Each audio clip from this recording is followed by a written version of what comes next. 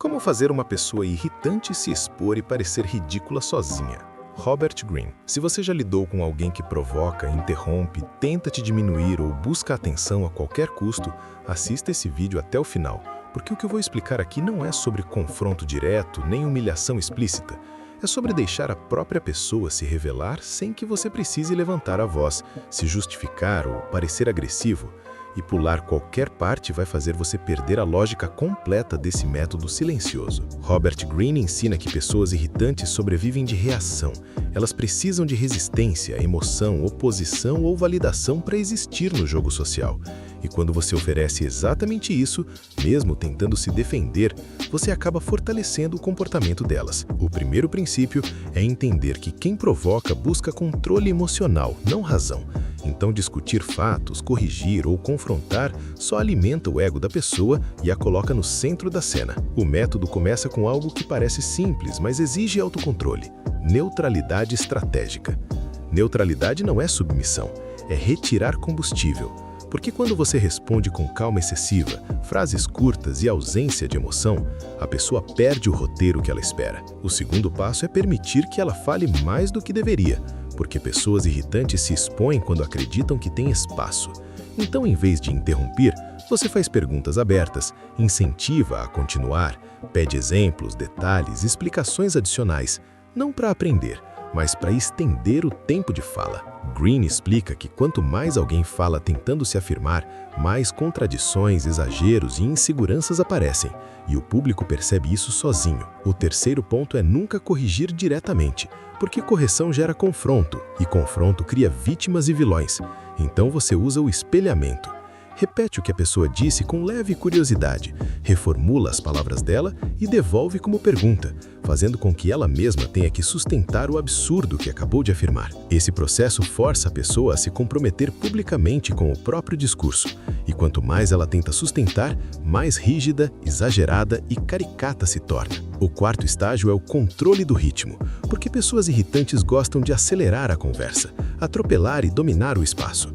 Então você desacelera, faz pausas, olha em silêncio, deixa o desconforto crescer, porque o silêncio expõe quem não suporta não ser o centro. Nesse silêncio, a pessoa tende a falar mais, justificar demais e se explicar sem ser solicitada, o que revela insegurança. O quinto ponto é jamais demonstrar superioridade explícita, porque isso cria empatia pela pessoa irritante.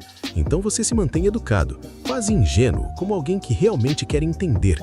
E essa postura faz com que qualquer agressividade vinda do outro pareça desproporcional. Greene ensina que quando alguém parece exagerado diante de uma postura calma, o julgamento social acontece automaticamente. O sexto elemento é a precisão cirúrgica. Você não ataca a pessoa, você destaca o comportamento, faz perguntas sobre o processo, não sobre a intenção, porque a intenção é subjetiva, mas processo é observável. E quando você pergunta como algo funciona, por que foi feito daquele jeito ou o que acontece depois, você obriga a pessoa a expor falhas lógicas. O sétimo ponto é a consistência emocional, porque pessoas irritantes testam limites repetidamente e qualquer reação emocional sua é interpretada como vitória. Então você mantém a mesma postura do começo ao fim, sem picos, sem ironia agressiva, sem mudança brusca de tom. Com o tempo, a pessoa começa a se frustrar, porque não consegue te provocar, e essa frustração vaza em forma de sarcasmo, ataques pessoais ou exageros, que só reforçam a imagem negativa dela diante dos outros. O oitavo estágio é deixar que o grupo faça o trabalho, porque o método não é sobre vencer a pessoa, é sobre permitir que o contexto social perceba quem ela é. Então você direciona a conversa para o coletivo, faz perguntas que envolvem experiências comuns e deixa que outras pessoas reajam naturalmente ao comportamento irritante. Greene explica que o julgamento coletivo é muito mais poderoso do que qualquer ataque individual. O nono ponto é saber a hora de encerrar, porque prolongar demais pode inverter o efeito. Então você sai da interação de forma neutra, educada e tranquila, deixando a pessoa no próprio eco emocional. O resultado desse método é que você não precisa humilhar, atacar ou expor diretamente. A pessoa se expõe sozinha ao tentar se afirmar.